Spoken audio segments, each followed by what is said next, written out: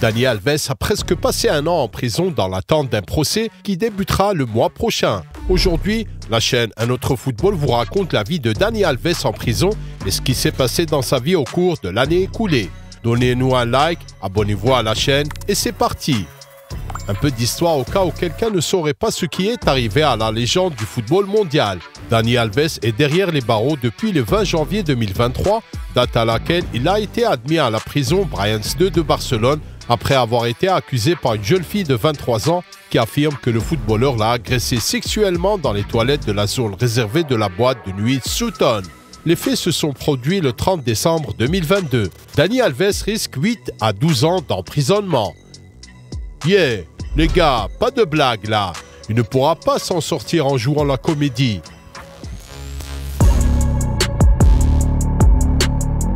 D'accord, visitons la prison Brians 2, située à Barcelone. L'établissement, où le joueur de l'équipe nationale brésilienne purge sa peine, se compose de 14 modules résidentiels, chacun comprenant 72 cellules réparties sur 3 étages. Toutes les cellules disposent d'un magasin où les détenus peuvent acheter des produits de première nécessité. En outre, chaque module dispose d'un cabinet médical, d'une salle à manger et d'un salon de coiffure. Les cellules peuvent être simples ou doubles et sont toutes équipées d'une salle de douche. Alves a été placé dans le module numéro 13, c'est là que les personnes ayant commis des crimes sexuels sont punies. La superficie totale du complexe est de 14 hectares. Il y a plusieurs endroits dans la zone où les condamnés peuvent participer à diverses activités culturelles, éducatives, professionnelles et sportives. Il y a par exemple un cours de musique, une salle de sport couverte, une piscine, une salle de réunion pour 250 personnes et une bibliothèque. L'emploi du temps d'Alves est le même de celui des autres détenus. Sa journée commence à 8 h et se termine à 22 h, heure à laquelle les lumières s'éteignent dans tous les modules de la prison. Dani a été transféré dans une cellule double d'une superficie totale de 6 mètres carrés. Il est accompagné d'un compatriote nommé Coutinho. N'ayez pas peur, nous ne parlons pas de Philippe. L'homme dont nous parlons est l'ancien garde du corps du légendaire Ronaldinho. À une époque, il a également travaillé comme videur dans les boîtes de nuit de Barcelone. Il purge actuellement une peine après avoir été reconnu coupable d'agression sexuelle. D'ailleurs, à l'entrée de la prison, Alves a reçu une carte sur laquelle figurait 100 € qu'il peut dépenser dans un magasin situé sur le territoire de la prison. Les médias espagnols ont affirmé que le Brésilien s'était déjà acheté 4 boîtes de thon, un pack de yaourt, un shampoing, un déodorant et des boissons énergisantes. L'émission Fiesta s'est entretenue avec un co-détenu du footballeur brésilien qui a donné des détails sur la vie quotidienne du joueur dans les installations de la prison catalane. Il est perdu et tout le monde dit « Oh Alves, oh Alves ». Il y a aussi des gens grossiers et dans la salle à manger, quand tout le monde mange et qu'il frappe la vitre, « Toi, pédé, violeur », a-t-il déclaré, affirmant que sa situation en prison n'était pas facile. L'apparence physique et l'état d'esprit d'Alves ne sont pas au mieux de leur forme après son incarcération. Il est plus mince, plus émacié. Il a parfois l'air triste, a-t-il expliqué. Un rapport a également révélé que le footballeur avait parfois des privilèges pendant son séjour en prison. Le joueur lui-même assure les autres détenus qu'il est innocent et que tout était planifié. Il dit que tout était consensuel, que tout allait bien, une nuit de fête. Il est intéressant de noter que le Brésilien ne sort de sa cellule que pour se maintenir en forme. Il joue au football ou s'entraîne sur des appareils de musculation. Il ne sort pas. Il ne sort pas au centre sportif que lorsqu'il joue contre une autre unité. Sinon, il reste dans le module ou va dans la salle de séjour où se trouve la télévision pour la regarder. Dani continue de jouer le jeu numéro 1, même derrière les barreaux. Il a notamment participé à la 11e édition du tournoi Interprison. Un nouveau trophée pour Dani Alves, s'amuse le blogueur Manu. À cet égard, Dani a égalé l'exploit de Ronaldinho, qui a lui aussi participé à un tournoi de football en prison, mais au Paraguay. Parfois, des invités lui rendent visite. Le plus souvent, il s'agit de membres de la famille du footballeur. Ces visites sont trop pénibles pour le moral de Dani, qui pleure souvent à cause d'elle. Il y a d'abord eu la femme de Dani, Joana Sanz. Il y a aussi l'ami proche d'Alves, Bruno Brasil, un chef cuisinier qui rend visite à la star brésilienne chaque semaine.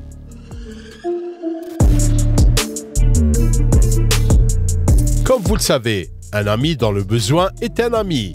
De nombreuses personnes de l'entourage de Dani lui ont tourné le dos, mais certaines le soutiennent encore. Par exemple, Neymar Jr. a récemment aidé financièrement un ami à hauteur de plus de 150 000 €, ce qui a notamment permis au Brésilien de payer les services d'un avocat pour sa défense au tribunal, qui devrait avoir lieu du 5 au 7 février. De plus, la victime présumée demande une indemnisation de 150 000 € pour les séquelles physiques et psychologiques après le viol présumé dans la boîte de nuit. Coïncidence? Nous ne le pensons pas. Peut-être les parties cherchent-elles à trouver un compromis, tandis que Neymar est prêt à venir à la rescousse de son ancien coéquipier du FC Barcelone, du PSG et de l'équipe internationale. Les médias brésiliens confirment que c'est Alves qui a demandé une telle faveur à son ami et que Ney a accepté, demandant à son père d'envoyer de l'argent à Dani. Le média brésilien UOL affirme que le père de Neymar a transféré suffisamment d'argent pour aider à la défense de Dani Alves. La somme a été utilisée pour payer une amende appelée indemnité atténuée pour les dommages causés de 150 000 € aux tribunaux espagnols. Ce montant peut continuer à réduire la peine de Dani Alves en cas de condamnation. En outre, Alves a nommé Gustavo Xito, l'un des plus anciens représentants légaux des sociétés du père de Neymar, comme son avocat et a retiré Dinora Santana, son ex-femme, de la gestion de ses biens, écrit le journal Marca. Neymar n'est pas le seul ami à essayer de soutenir Dani. Des informations concernant un transfert d'argent de Léo Messi ont également été diffusées dans les médias pendant un certain temps. Mais malheureusement, nous n'avons pas pu trouver de confirmation de cette information auprès d'une source plus ou moins fiable. Ces informations sont donc à prendre avec des pincettes. Cependant, l'information à laquelle on peut croire est celle qui dit que le Brésilien a engagé l'avocat qui a défendu Messi dans son procès pour fraude fiscale. Cet avocat s'appelle Cristobal Martel. En gardant cela à l'esprit, il ne faut pas exclure l'aide de Lionel dans cette affaire.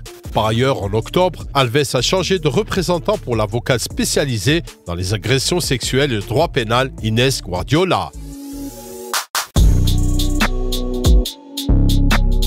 Tout au long de l'année, Dani Alves a tenté de sortir de la prison en cherchant différentes options pour y parvenir. Ainsi, la journaliste Maika Navarro affirme que Dani a conclu un accord avec Johanna Sanz. Selon elle, le mannequin aurait reçu de l'argent d'Alves pour retarder le divorce. Rappelons, le 15 mars dernier, la Canarienne a confirmé sa séparation par le biais d'une lettre écrite de sa main sur les réseaux sociaux. Mais le divorce officiel n'a pas encore eu lieu.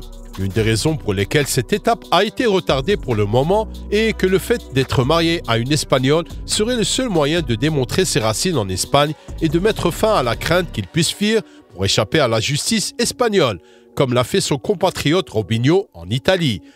Mais finalement, cette astuce n'a pas fonctionné et on lui a refusé. Cependant, plus tard dans les pages de Marca, Johanna elle-même a refuté cette information. Un autre rapport affirmait que le Brésilien avait tenté de sortir de prison avec l'aide d'enfants, de ses propres enfants bien sûr. Les avocats d'Alves soutiennent qu'il est impossible qu'il quitte la ville étant donné que ses enfants adolescents vont à l'école à Barcelone. Dani Alves est capable et désireux de se défendre et ne se soustraira pas aux poursuites, peut-on lire dans l'appel. Pour éviter le risque de fuite, les avocats de Dani Alves soulignent qu'il a un projet de vie à Barcelone, où il a toujours voulu que ses enfants reçoivent une éducation universitaire. Il les a donc inscrits en Espagne, où son fils aîné étudiera en dernière année de lycée. Néanmoins, même cette tentative s'est avérée infructueuse.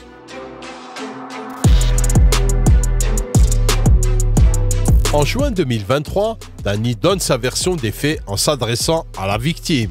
« Je ne sais pas si elle a la conscience tranquille, si elle dort bien la nuit, mais je lui pardonne.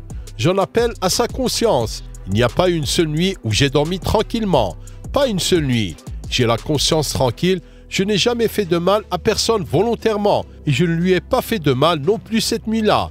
J'ai décidé de donner cette interview, ma première interview, pour permettre aux gens de savoir ce que je pense. Je veux qu'ils sachent ce que j'ai vécu ce matin-là et dans cette salle de bain. Jusqu'à présent, on a raconté une histoire effrayante de peur et de terreur qui n'a rien à voir avec ce qui s'est passé ou ce que j'ai fait. Je suis entré derrière elle, je n'ai même pas fermé la porte à clé. La porte était ouverte en permanence. Elle aurait pu partir parce que j'étais assis pratiquement tout le temps sur la lunette des toilettes. Il me semble que quelqu'un lui a donné un mauvais conseil, qu'elle s'est sentie mal après l'avoir fait, qu'elle a fait un pas en avant et qu'elle ne savait pas comment se sortir du pétrin dans lequel elle s'est mise et dans lequel elle m'a mis. La seule personne à qui je dois présenter des excuses est ma femme, Johanna Sands, déclare Dani Alves.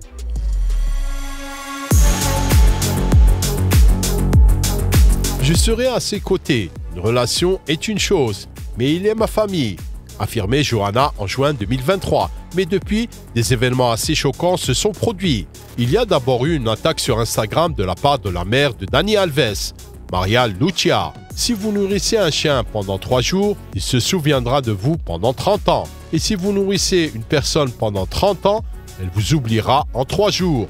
Tout le monde a accepté ces mots sans ambiguïté. En juillet, des informations sur la décision de Johanna de divorcer de Dani ont été activement diffusées dans les médias et la jeune fille a commencé à recevoir des menaces inquiétantes. Le mannequin a partagé l'un des messages qu'elle a reçus. « Tu vas mourir, salope. Nous te trouverons n'importe où, salope. Tu te moques de ton mari après qu'il se soit excusé, salope. Nous sommes tous autorisés à te tuer. » Johanna a décidé de s'installer à Madrid et c'est là qu'elle poursuit sa carrière et tente de vivre, tout en s'éloignant le plus possible de Dani Alves et de sa vie. Mais les menaces ne cessent d'affluer. « Je ressens de la peur. Cette personne me menace depuis des mois. Je l'ai bloquée », a-t-elle déclaré. Cependant, la personne en question a continué à menacer le mannequin par l'intermédiaire de ses amis et Johanna s'est donc renseignée sur ce harceleur en ligne. Il est accusé au Brésil de possession d'armes, de violence domestique et d'autres délits, explique Johanna dans son texte intégral sur les médias sociaux. Inutile de dire que l'année écoulée a été un véritable enfer pour Johanna. En plus de toutes les circonstances mentionnées, elle avait perdu sa mère. À un moment donné, la jeune fille a même envisagé de se suicider. À cela s'ajoute le fait que mon mari m'a laissé tomber au moment le plus difficile de ma vie. Je l'ai déjà dit, j'ai fait une tentative de suicide parce que je n'en pouvais plus. Voilà ce que Johanna a dit à ses followers. Aujourd'hui, Johanna veut divorcer, mais Alves ne se précipite pas pour répondre aux demandes de sa femme. Et c'est ainsi que les choses se passent. Les amis, c'est ainsi que vit Dani Alves. Et très bientôt, nous connaîtrons le verdict dans son affaire controversée. La chaîne Un Autre Football était avec vous. Donnez-nous un like si vous avez aimé cette vidéo. Envoyez-la à vos amis qui pourraient également être intéressés par le sort de la légende du FC Barcelone et de l'équipe nationale brésilienne. N'oubliez pas non plus de vous abonner à notre chaîne. Prenez soin de vous et nous vous souhaitons le meilleur. Au revoir.